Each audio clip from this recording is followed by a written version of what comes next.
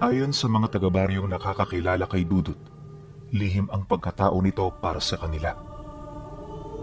Wala silang ideya kung saan ito nagmula at kung sino-sino ang mga kadugo nito. Basta ang alam lang nila, magmula noong nanirahan yun sa kanilang lugar, nagsilayasan ang lahat ng taong may dugo ng aswang at mambabarang. Dagdag pa ng mga ito na, kahit hindi halata sa kanyang itsura, isang mahusay na antingero at manggagamot itong si Dudut. Napakabait din ito at napakamakumbaba nitong tao. Hindi rin yun marunong tumanggi sa pakiusap at lahat ng taong kanyang nakakaharap, pinapakitaan niya ng importansya. Yun bang, kahit hirap na siya sa kalagayan niya, makakakita ka pa rin ng ngiti sa mga labi niya. At sa tagal ng pananatili ni Dudut sa lugar na yon, ni minsan hindi pa siya nakakita ng mga tao na magalit ni magwala. Palagi siyang kalmado dahil ayon sa kanya, ang pagkontrol sa emosyon ay parte ng pagkontrol sa iyong sarili. Ano man ang mangyari, kailangan mong manatili sa ganoong estado upang makapag-isip ka ng solusyon sa lahat ng problemang kinakaharap mo. Dagdag pa nito na, isang matinding kalaban ng emosyon, kaya kapag hindi mo ito nakontrol, ito ang magiging mitya ng iyong pagbagsak at pagkatalo. Dahil sa ganun niyang paniniwala, kaya halos ilang taon din niyang naging kaaway ang kanyang sarili bago niya yun tuluyang magapi. Nakakabaliw mang paniwalaan pero may sariling opinyon ukol dito si Dudut. Ayon sa kanya, ang ating espiritual na katauhan ay sinasabayan ng napakaraming demonyo. At sa bawat kasalanang nagagawa mo, nakapaglilikha ito ng itim na kapa na unti-unting bumabalot sa iyong kaluluwa. Marami sa atin ang may likas na demonyo sa katawan nang hindi man lang natin namamalayan. Ngunit kung pag-aaralan niyo ng maigi, makikita mismo ng bawat isa ang senyales ng pag-iral nito. Madalas kasi, ginagawa ng mga demonyo ang kasalanan ng bawat kaluluwa sa pamamagitan ng pagkontrol sa kanilang ugali. At ang pangunahing ugaling pinamamahayan nito ay ang ugaling likas na masama, kagaya ng inggit, yabang, kasakiman, at galit. Yon ang pinakapaborito nilang pamahayan dahil lahat ng tao merong ganoong kasalanan. Ang kaso sa parte ni Dudut, matagal niya na yung naalis sa kanyang katawan. Hindi biro ang pagpatay sa mga ganoong uri ng demonyo dahil sa nangangailangan ito ng matinding sakripisyo. Gayunpaman nagawa niya itong magapi, kaya nakarating siya sa ganoong sitwasyon ng buhay. At kahit marami siyang tinalikuran sa kanyang paglalakbay, masasabi niyang sulit at walang pagsisisi ang kanyang mga naging desisyon. At ang paninirahan niya sa lugar ng Hulita, ang naging daan para tuluyan siyang malagay sa tunay na kapayapaan. Ayon sa mga taga-roon, palagi nilang nakikita tuwing hapon itong si Dudut na nagpapakain ng mga alaga nitong inahing manok. Madadatnan mo rin itong nakahiga sa duyan habang hinihintay ang paglubog ng araw. Ganun at ganon ang palaging ikot ng kanyang buhay, kaya marami ang nagtataka sa kanila kung saan yun kumukuha ng pagkain sa araw-araw. Ilang beses na rin siyang tinanong patungkol dito, subalit hindi ito gaanong nauunawaan ng mga ito. Isang hapon, habang nakahiga siya sa duyan, dumaan ang magsasakang matagal na rin niyang kakilala. Malayo pa ito sa bahay niya, paulit-ulit na nitong isinisigaw ang kanyang pangalan hanggang sa mapahinto yun sa harapan ng kanyang tahanan. Nang marinig naman niya ang isinisigaw nito, agad naman siyang umupo sa duyan habang kalmadong nagwiwika rito ng, "Ganadong-ganado ka naman sa buhay, Adolfo. Tuwing dumaraan ka talaga rito, nabubuhay ang dugo ko eh. Ano na naman ba ang kailangan mo?"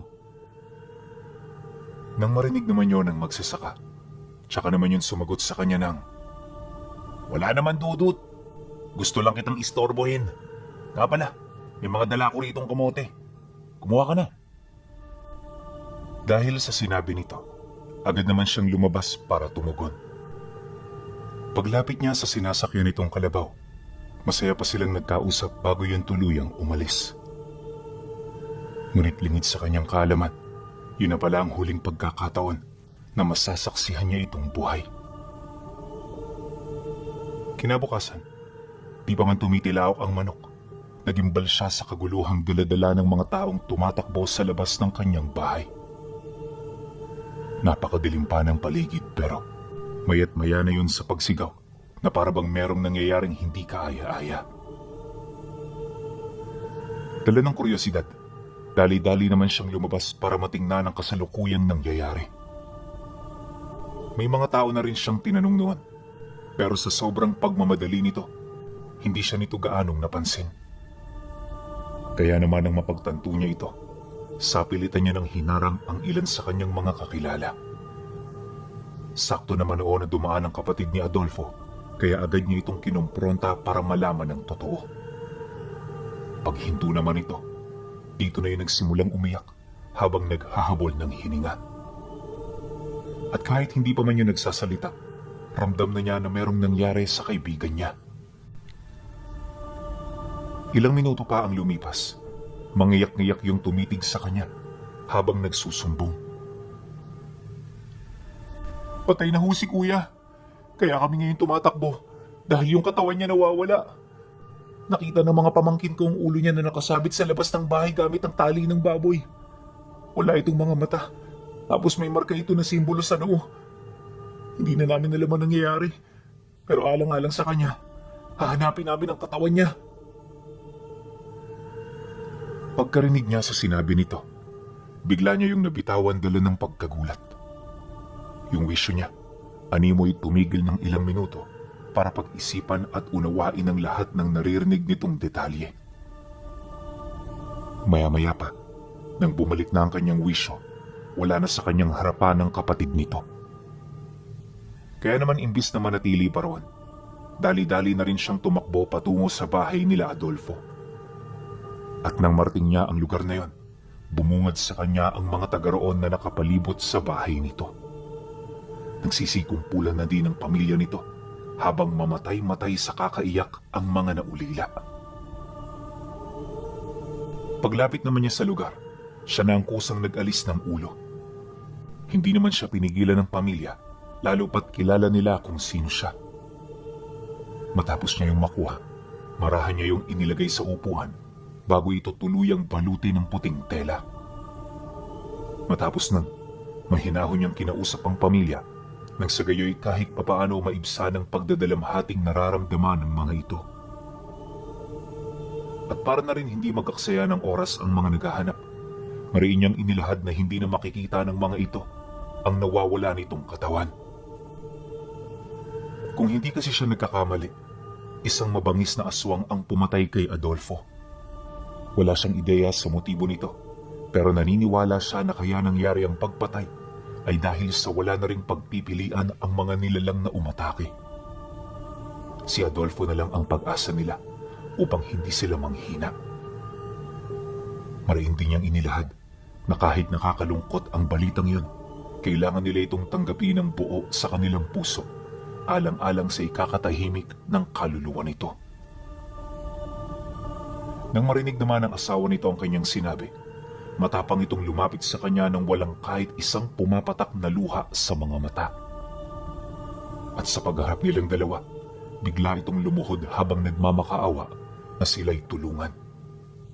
Ngunit nang masipat naman yun ni Dudot, agad niya yung pinatayo kasabay ng pagwika rito ng, "Tao lang ako. Huwag mo akong luluhuran. Ang pagluhod, ibinibigay lamang yan sa ating tagapaglikha. Isa rin akong alipin kagaya mo. Kaya kung di kita pipigilan, tayong dalawang magkakasala. Magpahinuhod ka, sapagkat isa lamang itong pagsubok.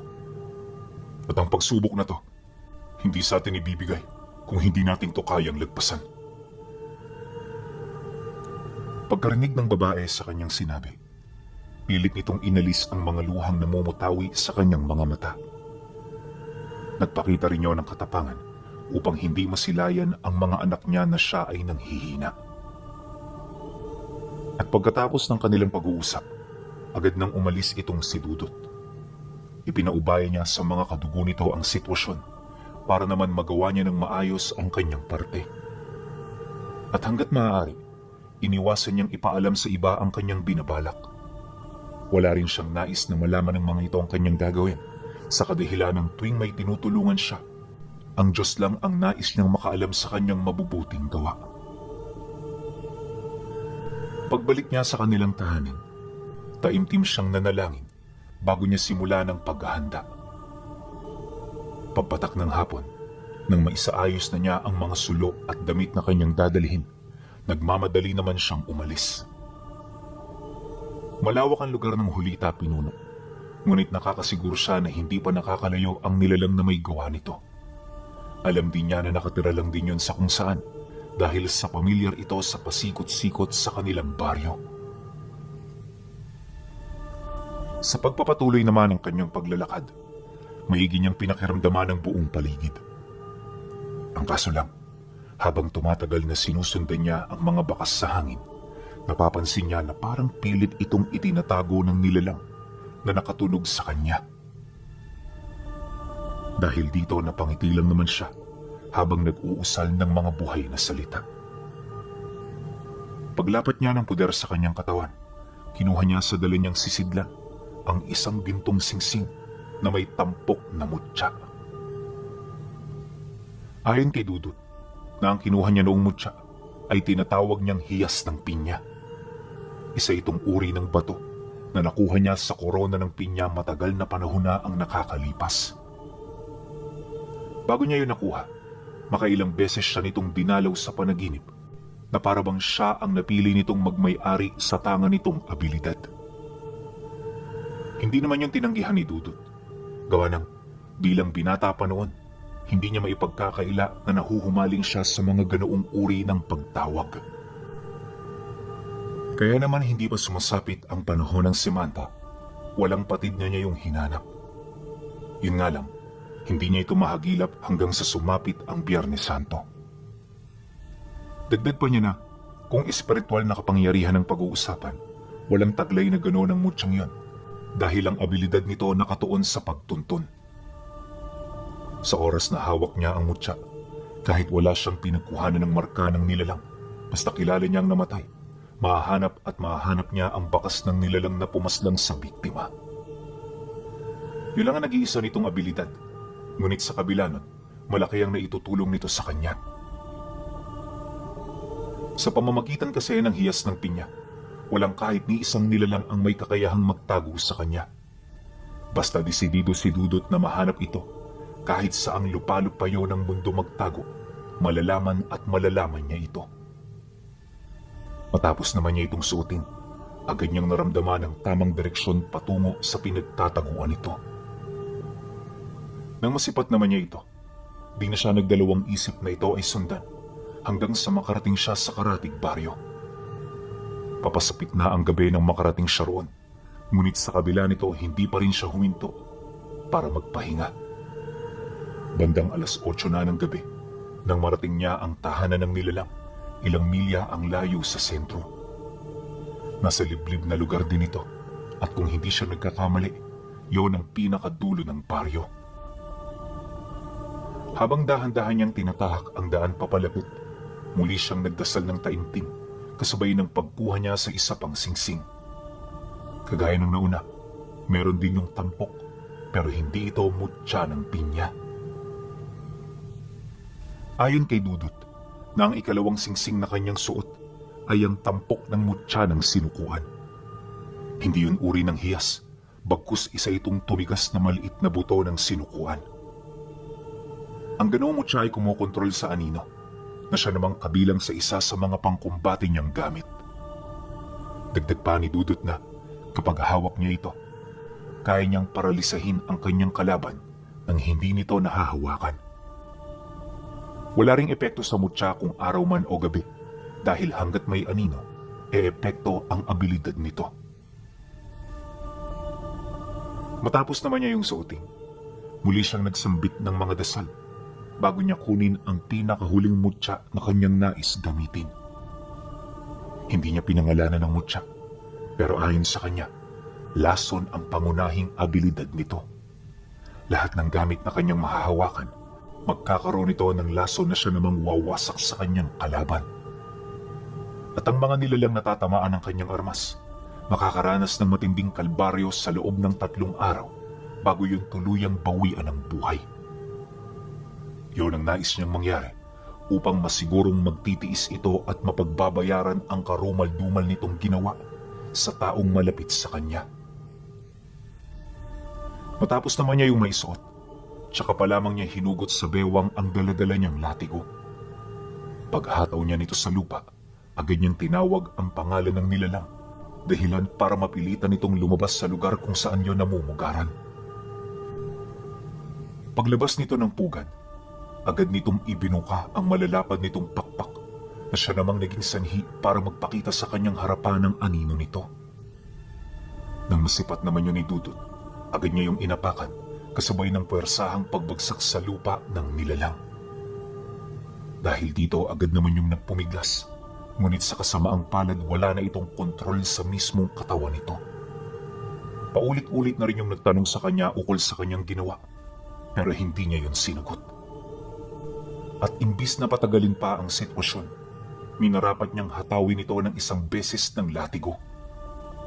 Nang maisakatuparan na niya ito, tinalian niya sa leeg ang nilalang bago niya yung tuluyang kaladkarin.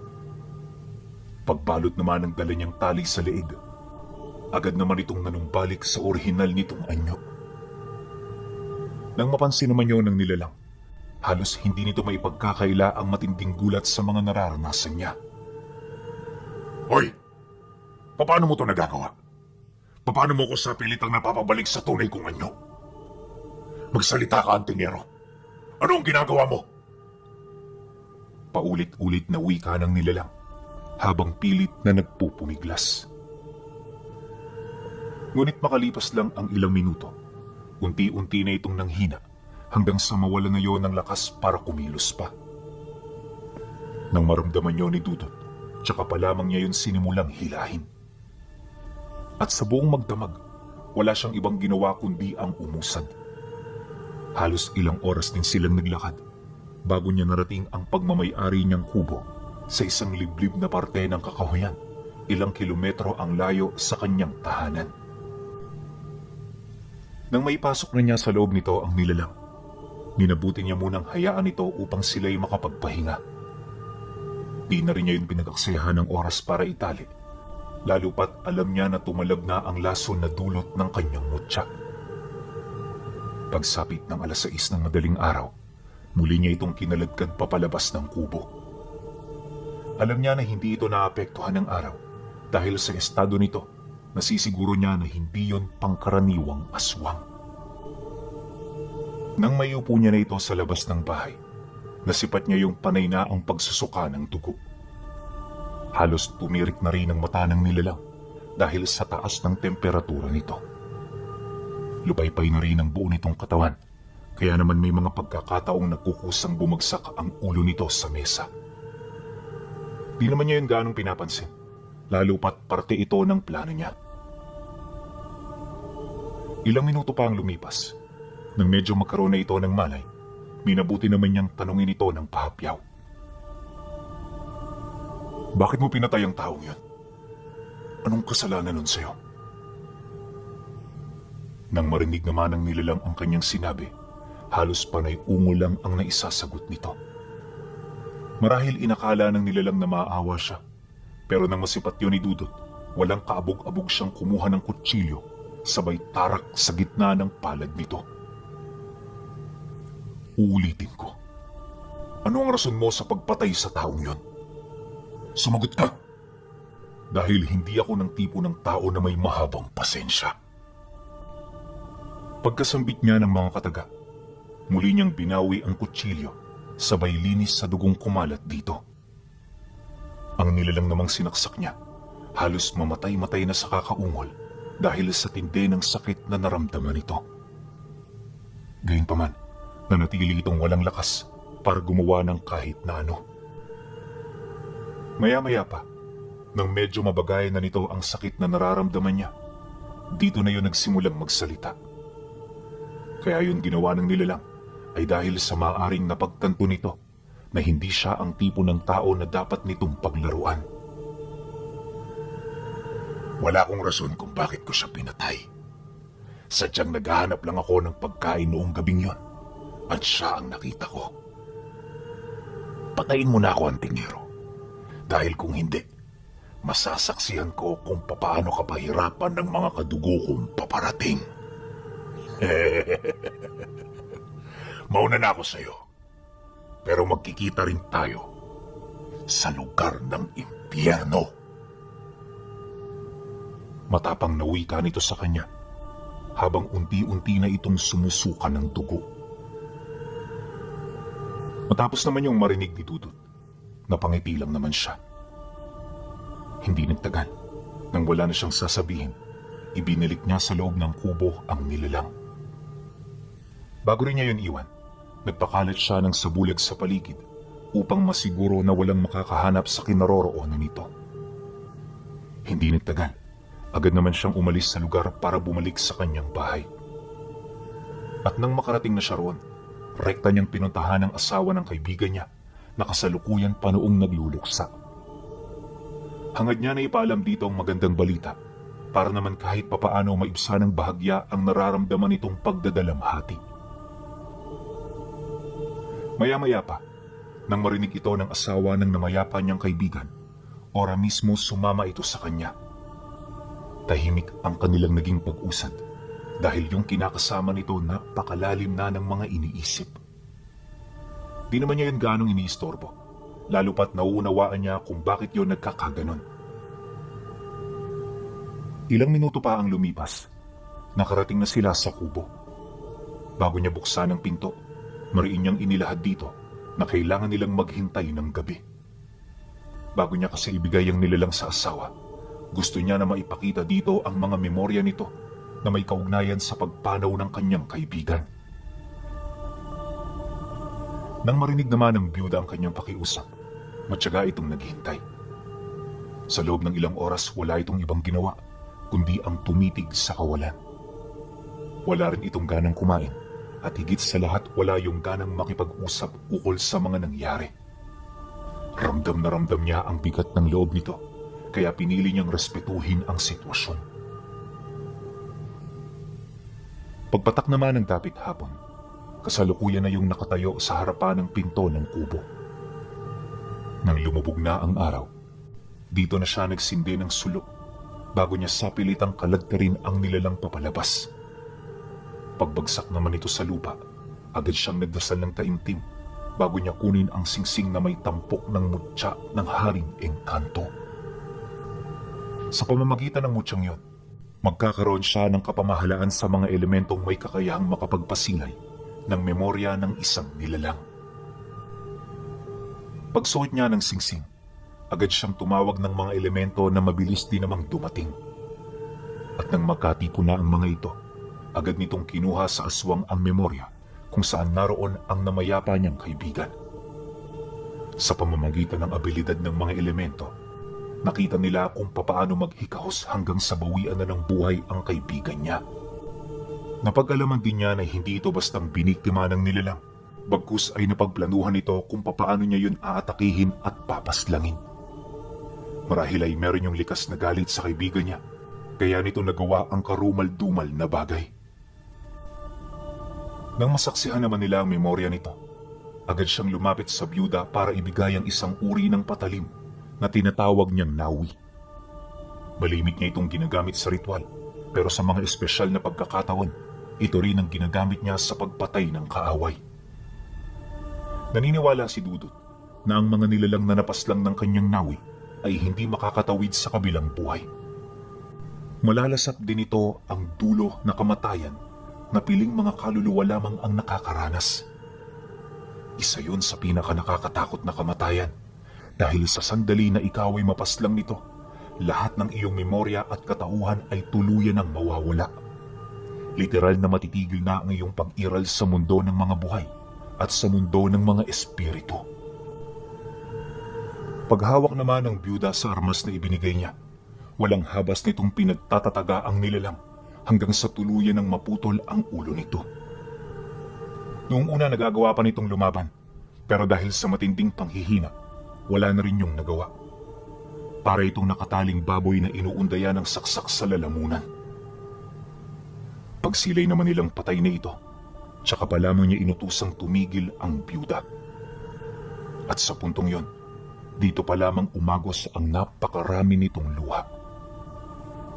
Halos bumuhos ang emosyon nito na animoy hindi ito makapaniwala na agad nilang mabibigyan ng hustisya ang pagkawala ng kanyang kinakasama.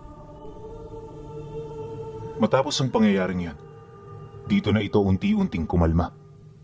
At nang medyo gumaan na ang pakiramdam nito, tsaka pa lamang sila nagdesisyon na umalis na sa lugar na yon. Dumaan ang mga araw. Itinuon nila ang kanilang oras sa pag-aayos at pagtulong sa lamay ng kanyang kaibigan. Kabilang din siya sa mga nagbantay nito upang masiguro na magiging maayos ang paghatid nila sa huli nitong hantungan. At dahil sa ulo lang ang kanilang pinaglamayan, nagtagal ang lamay ng 8 araw lang. At sa loob ng mga araw na yon, wala siyang ibang ginawa kundi ang magbantay sa bahay ng kaanak ng pumanaw. Bagay na naging daan upang mawalan siya ng ideya sa kasalukuyang mga nangyayari sa paligid niya. At sa pagkaraan lang ng ilang araw, nagsimula nang magparamdam ang mga aswang nakadugo ng nilalang na kanilang pinatay. Alam niya na siya ang pakay ng mga ito, kaya naman pinili niya na magpanggap na walang nalalaman. Dahil sa ganoong sistema, kung kaya't inakala ng mga nilalang na nakapasok na sila ng baryo na hindi niya natutunugan. Ngunit ang hindi nalalaman ng mga ito, alam ni Dudut ang bawat kilos at bakas ng kanilang mga kinaroroonan. Sa paglipas ng mga araw, marami itong preparasyon na ginawa hanggang sa dumating na ang gabi ng pag-atake. Nang malaman niya ang tungkol dito, maaga siyang natulog. At para maging kakumbi-kumbinsi ang kanyang pagpapanggap, ibinaba niya ang lahat ng pangontra sa kanyang pamamahay. Iniwan din niyang bukas ang iilang mga bintana upang makapasok ito ng walang hirap. Matapos niya yung gawin, matyaga siyang naghanda hanggang sa lumalim na ang gabi. 1 oras bago sumapit ang 12:00, dumating ang grupo na binubuo ng 6 na nilalang. Bawat isa nagtatanga ng malalakas na kapangyarihan na halos katumbas ng 10 gabunang pinagsama. Alam niya na mapanganib ang mga ito, pero kung ikukumpara sa kanyang abilidad, wala pa yon sa kanyang kalingkingan. Hindi naglaon. Nang maramdaman niyang nasa labas na ito ng kanyang tahanan, dito na siya kalmadong tumayo para kaharapin ang mga ito. Pagbukas niya ng pinto, agad siyang nagsambit ng mga buhay na salita na siya namang dali-daling tinugo ng bawat pundasyon ng bakod ng kanyang tahanan. Pagliwanag ng mga ito, lumikhayo ng kakaibang harang na agad na pumigil sa mga nilalang para tumakas. At nang mapansin naman yon ng mga gabunan, bigla naman yung umatungal kasabay ng mabilis nitong pagsugod sa kanya. Naniniwala ang mga ito na kung mapapatay nila si Dudut, mawawala rin ang engkantasyon na kanyang pinakawalan. Ang ganoong paniniwala ang mas nag-udyok sa kanila na hindi na yun pakilusin pa. Ngunit lingid sa kanilang kaalaman, kakarampot pa lamang na abilidad nito ang kanilang nalalaman. Ilang minuto pa ang lumipas, pag-ihip ni Dudut ng dasal, dito na silayan ng mga ito ang pagkakaroon ng buhay ng kanyang latigo. Umahon na rin sa ilalim ng lupa ang mga kaibigan niyang tikbalang, dahilan para mapahinto ang mga aswang sa pag-atake. Mukhang hindi niyo yata nalalaman ang inyong sitwasyon sa mga sandaling ito. Bueno, para magkaroon kayo ng ideya, hayaan niyong ipaunawa ko ito sa inyo. Bungad na wika niya. Pagkasambit niya ng mga kataga, harap-harapan niyang ipinakita sa mga ito ang 60 mutya na nasa ilalim ng kanyang kapangyarihan. At bilang partida, isa lang ang ginamit niya sa mga tangan niya. Ngunit ang isang mutya na kanyang pinanghawakan, sapat na para malipol ang grupo. Huli na nang mapagtanto ng mga nilalang na hindi pisikal na lakas ang abilidad nito. Maya-maya pa, dito na nila naramdaman ang paglaki ng mga engkanto sa loob ng kanilang mga sistema. Ayon kay Dudut, na kaya hindi ito nakita ng mga kalaban niya, ay dahil sa sumabay ito sa hangin habang nakakapit dito ang isang malakas na uri ng sabulag. Dahil sa pangyayari, kung kaya't hindi nila yon napaghandaan. At sa oras na pumasok na yun sa katawan, huli na ang lahat para sa kanyang mga kalaban. Gaano man kalalim ang husay nila sa panggagamot, mananatili itong walang silbi sa mga insektong yon. Segundo pa ang lumipas, bumagsak na sa lupa ang mga ito habang patuloy na isinusuka ang kanilang mga dugo. Mabilis ding rumupok ang kanilang laman buhat sa pagkaputol ng mga bagay na bumubuo sa kanilang anyo. Maya-maya pa, tuluyan ang naagnas ang mga nilalang.